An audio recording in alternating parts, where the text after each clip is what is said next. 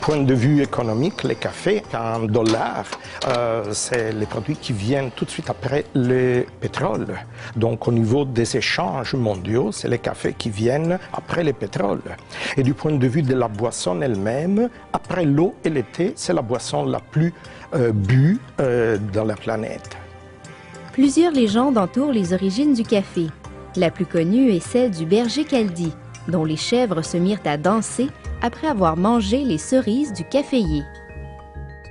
Les fruits sucrés, comme une véritable cerise. Donc, pas de doute, les chèvres de Caldi avaient bien raison de manger de ces fruits. Mais je vais vous montrer maintenant qu'est-ce qu'il y a dedans une cerise de café.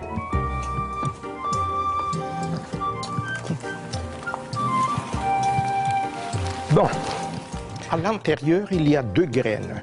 Cette graine, il faut comme les extraire, laisser sécher tout ça. Par la suite, on va les torréfier. La torréfaction est le procédé par lequel on fait rôtir les graines et c'est ce qui donne le goût au café. Un goût qui n'a pas toujours plu. Au cours du 16e siècle, les autorités ont tenté de l'interdire à maintes reprises. Les cafés avec la caféine vous donnent une clarté de pensée et finalement les langues peuvent se délier et commencer à boire tout ce qui ne va pas dans l'establishment. Donc une critique au niveau du gouvernement, ce qui fait en sorte que bientôt les cafés étaient devenus des endroits de subversion. Ces interdictions n'ont jamais fonctionné très longtemps. Et la plante fut rapidement exportée par la France sous Louis XIV sur l'île de la Martinique. Et c'est à partir de là que nous avons les plantes au niveau de Colombie, au niveau du Brésil, donc le sud de l'Amérique.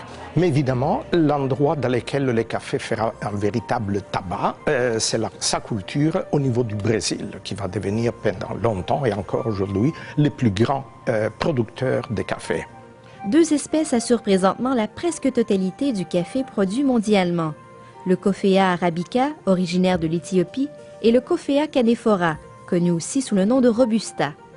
Ce dernier, plus résistant, productif et riche en caféine, a été implanté massivement au Vietnam au cours des 25 dernières années. La culture du Robusta au niveau du Vietnam a comme provoqué un cataclysme économique et les prix du café se sont littéralement effondrés en ce qui concerne les prix à la production. Autrement dit, les paysans qui cultivent le café gagnent de nos jours beaucoup moins qu'ils gagnaient il y a 30 ans. Avis aux intéressés, Mario Cappadocia, professeur à l'Université de Montréal, retracera l'histoire rocambolesque du café aux belles soirées les 21 et 28 novembre prochains.